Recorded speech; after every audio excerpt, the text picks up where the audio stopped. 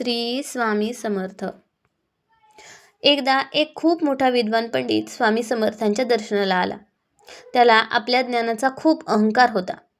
त्याला वाटले की तो स्वामींना काहीतरी नवीन शिकवू शकेल किंवा त्यांच्याकडून काहीतरी गूढ ज्ञान मिळवेल.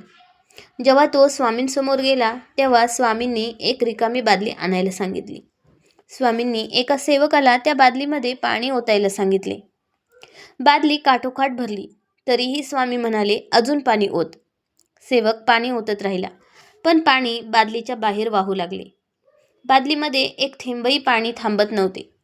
हे पाहून तो पंडित हसून म्हणाला, स्वामी, बादली आधीच भरलेली आहे, त्यात आता अजून पाणी मावणार नाही. तुम्ही उगीचच कशाला पाणी वाया घालवत आहात. स्वामींनी त्या पंडिताकडे पाहिले आणि शांतपणे म्हणाले, अरे मूर्खा, हेच तर मला तुला सांगायचे आहे. तुझे मन आधीच अहंकाराने आणि मला सगळं समजतं आहे या भावनेने, या विचाराने काठोकाठ भरलेले आहे. जोपर्यंत तू तुझे मन रिकामे करून येत नाहीस तोपर्यंत मी तुला दिलेले ज्ञान किंवा संदेश तुझ्या मनात कसे काय टिकणार. ते या पाण्यासारखेच बाहेर उतू जाणार, बाहेर वाहून जाणार. मित्रांनो, या गोष्टीचा संदेश आणि अर्थ असा आहे की आपले मन रिकामे करा.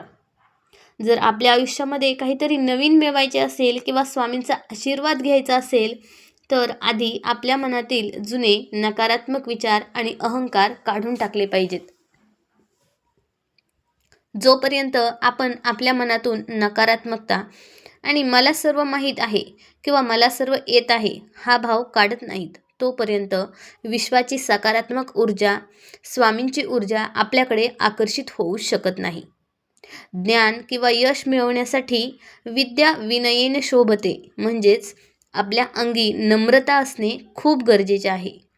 भिवू नकोस, मी तुझ्या पाठीशी आहे. हा संदेश या गोष्टीप्रमाणेच आहे. जेव्हा आपण आपले सर्व ओझे, अहंकाराचे ओझे, आपला अहंकार आणि चिंता स्वामींच्या चरणी अर्पण करून मन रिकामे करतो, तेव्हाच आपल्याला त्यांच्या शब्दांची खरी ताकद जाणवते.